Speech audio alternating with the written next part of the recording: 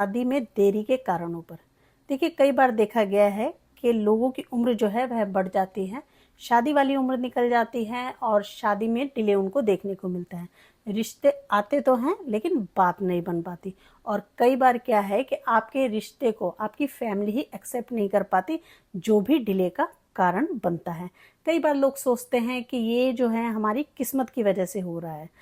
क्या किस्मत इसके लिए जिम्मेदार है, या आपकी हॉरोस्कोप में यानी ज्योतिषीय कारण भी हो सकता है आपके डिले ऑफ मैरिज के लिए?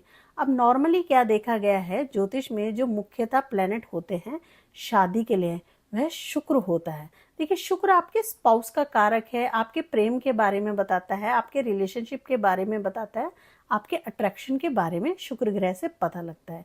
जब भी कभी शुक्र आपकी हॉरोस्कोप में खराबी की अवस्था में होता है, तो ऐसे में रिश्तों का टूट जाना, रिश्तों में स्टेबिलिटी ना होना जैसे कारण देखे गए हैं। आपके हॉरोस्कोप में सैटर्न किसी भी तरीके से खराबी की स्थिति में है, तो वह भी आपकी शादी में देरी के कारणों के लिए जिम्मेदार होता है। अब इसमें क्या होता है, इसमें ज़्यादातर बड़े जो बुजुर्ग हैं आपके घर के, वह आपके रिश्ते को एक्सेप्ट नहीं करते, जिसकी वजह से डिले आपको देखने को मिलता है। इसी तरह दोस्तों, मंगल ग्रह भी शादी के लिए एक जिम्मेदार प्लैनेट है।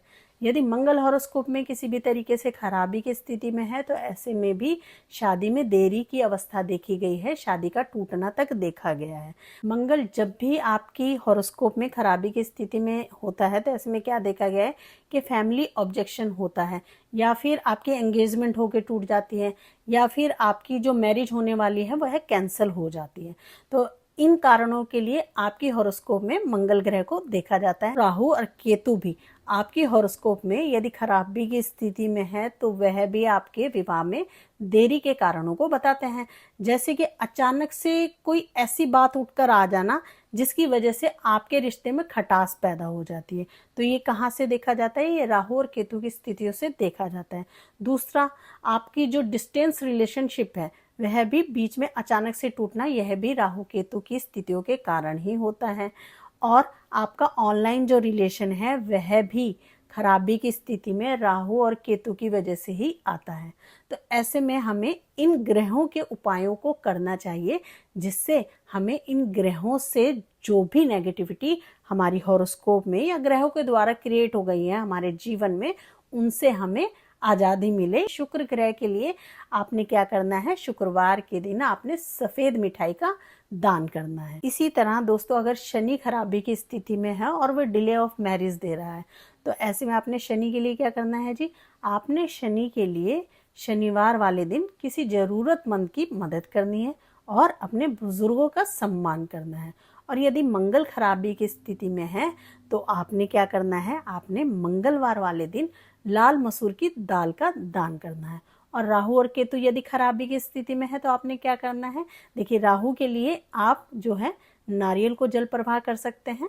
इसी तरह आप केतु के लिए गणेश जी की उपासना कर सकते हैं। अब जान लेते हैं क्या आपकी डेट ऑफ बर्थ में भी इसके कारण हो सकते हैं। यदि आपका मूलांक जो है वह 2 है, तो ऐसे में क्या देखा है, नंबर 2 वाले जो लोग होते हैं वो इमोशनली ऐसे डिसीजन ले लेते हैं जिसकी वजह से उनको रिश्ते में खराबी की स्थितियां देखने को मिलती हैं। जो भी व्यक्ति नंबर 7 से रूल करता है, तो ऐसे में क्या देखा गया है, वो इतने स्पिरिचुअली इंक्लाइन होते हैं और बहुत ज़्यादा सिलेक्टिव हो जाते हैं, जिसकी वजह से उनको डिले ऑफ मैरिज देखने को मिलता है। इसी तरह जिनका भी मूलांक जो है वह 8 है, तो ऐसे में क्या होता है कि कार्मिक डिले और रिस्पॉन्सिबिलिटी के कारण ऐसे लोगों का विवाह जो है वह देरी से होता है। परंतु ज़्यादातर केसेस में देखा गया है कि जब भी रिलेशनशिप बनता है तो वह स्टेबल रहता है। अब दोस्तों, हमें ये तो पता लग गया है कि न्यूमेरोलॉजिकली हमारी डेट ऑफ बर्थ के कौन से जो नंबर हैं, न्यूमेरिक नंबर हैं हमारे जो डेट के हैं, डे ऑफ बर्थ के, तो वो कौन से नंबर हैं, जैसे कि 2, 7 और 8, और वह हमें मैरिज में डिले दे रहे हैं या हर्डल क्रिएट कर रहे हैं।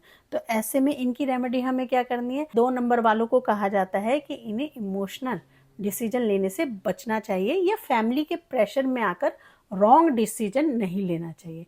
इसी तरीके से नंबर 7 वालों को यदि यह कारण देखने को मिल रहे हैं, तो इनको कहा जाता है कि इनको अनरियलिस्टिक एक्सपेक्टेशन को अवॉइड करना चाहिए। इसी तरह नंबर 8 वालों को सजेस्ट किया जाता है कि वह थोड़ा पेशेंस रखें।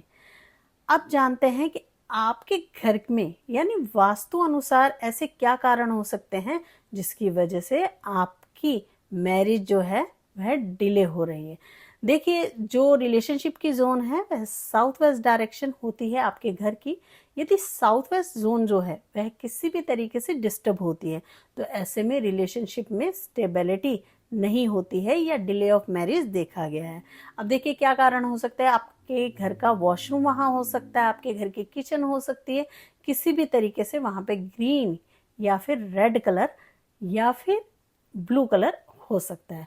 तो ऐसे में हमें क्या करना है, ऐसे में हमें उस जोन को पहले बैलेंस कर लेना है और बैलेंस करने के बाद यहाँ पे जो साउथ वेस्ट की बेस्ट रेमेडीज होती है, क्योंकि ये हमारे पितरों की जोन कही गई है, जब भी पितरों का आशीर्वाद हमें नहीं मिल पाता है तो ऐसे में भी डिले ऑफ मैरिज देखा गया है।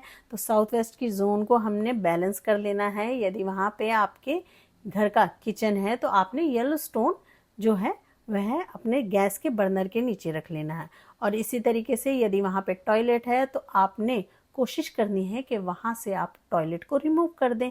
ठीक है जी। और इसके अलावा आप क्या कर सकते हैं, देखिए आप वहाँ पे येलो कलर को इंट्रोड्यूस कर सकते हैं। जितना आप येलो कलर वहाँ पे इंट्रोड्यूस करेंगे वहाँ पे स्टेबिलिटी आनी शुरू होती है। इसी तरीके से आप साउथ वेस्ट जोन को ऑर्गेनाइज कर सकते हैं। वहाँ पे किसी भी तरीके का क्लटर है तो आप उसको रिमूव कर सकते हैं, तो आपको साउथ वेस्ट के पॉजिटिव रिजल्ट मिलने शुरू हो जाएंगे। दोस्तों, इसके अलावा नॉर्थ वेस्ट की जो डायरेक्शन है वह आपकी सपोर्ट की दिशा कही गई है, यानी कि कोई मीडिएटर नहीं है जो आपको सपोर्ट करे। कोई रिश्ता लेकर आ नहीं रहा है या रिश्ते में जो पहल है वह करने वाला कोई व्यक्ति अवेलेबल नहीं है, तो आपको सपोर्ट नहीं मिलती। यहाँ पे फैमिली सपोर्ट भी हम कह सकते हैं कि आपको आपके परिवार का ही सपोर्ट नहीं मिल रहा है, जिसकी वजह से डिले ऑफ मैरिज देखने को मिल रहा है।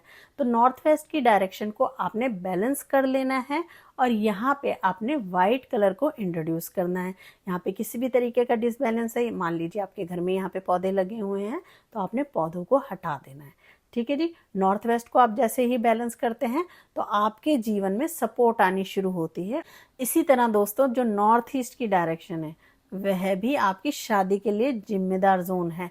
लेकिन नॉर्थ ईस्ट में किसी भी तरीके से अगर डिसबैलेंस है, मान लीजिए वहाँ पे किचन है, टॉयलेट है, तो आपने क्या करना है, सबसे पहले तो आपने वहाँ से टॉयलेट को रिमूव कर देना है। अवॉइड कीजिए साउथ वेस्ट और नॉर्थ ईस्ट की टॉयलेट को। मोस्टली क्या देखा गया है कि जब भी इन दो जोन में, क्योंकि साउथ वेस्ट में अगर हम बात करें तो वास्तु पुरुष मंडल में वास्तु पुरुष के पैर आते हैं, इसी तरीके से नॉर्थ ईस्ट में जो है वो वास्तु पुरुष का सिर आता है। तो क्या देखा गया है कि जब भी आपके दिमाग में कुछ ऐसी बातें होती हैं तो आपके डिले का कारण बनती है। यानी किसी भी कार्य में डिले जो देखने को मिलता है तो वो दिमागी फितूर के कारण देखने को मिलता है। तो नॉर्थ ईस्ट को बैलेंस करेंगे तो दिमाग में जो खलबली है वह स्टेबल होना शुरू होगी। तो नॉर्थ ईस्ट को आपने बैलेंस कर लें, वो की दिशा कही गई है। यहाँ उनमें कभी भी आपने टॉयलेट को नहीं रखना है, तो ऐसे में क्या करना है, वहाँ से अवॉइड कीजिए, टॉयलेट को रिमूव कर दीजिए। रिलोकेट कर सकते हैं आप किसी और दिशा में, टॉयलेट को अगर पॉसिबल हो तो बना लीजिए। ठीक है जी। इसके अलावा यदि यहाँ पे किचन है तो किचन भी अवॉइड करनी चाहिए। तो नॉर्थ ईस्ट की डायरेक्शन को आपने बैलेंस कर लेना है और वहाँ पे वाइट कलर की फोकस लाइट को लगा देना है, जिससे आपका जो गोल है मैरिज को लेकर वह आप अचीव कर पाएं। इसके अलावा दोस्तों, आपका अपना बेडरूम भी डिले ऑफ मैरिज को बताता है। जहाँ पे आप सोते हैं उस दिशा में भी, यानी उस रूम में भी आपने यदि क्लटर कर रखा है, यानी अनऑर्गेनाइज तरीके से चीज़ें रखी हुई हैं, तो ऐसे में भी आपको शादी में देरी देखने को मिलती है।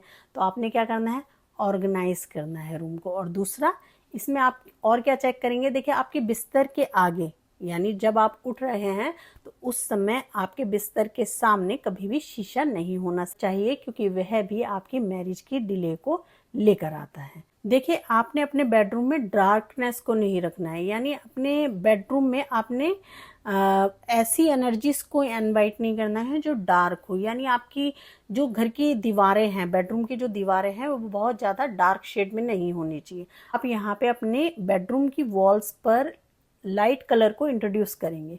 इसके अलावा आप और क्या कर सकते हैं, देखिए आप पेयर में चीज़ें रख सकते हैं। मान लीजिए आपने पेयर में कैंडल्स रख ली, या फिर आपने 2 कुशन रख लिए अपने बेडरूम में सजावट के लिए, तो ये क्या हुआ, पेयरिंग में चीजें होगी। तो आप पेयर में चीजें रख सकते हैं अपने बेडरूम में।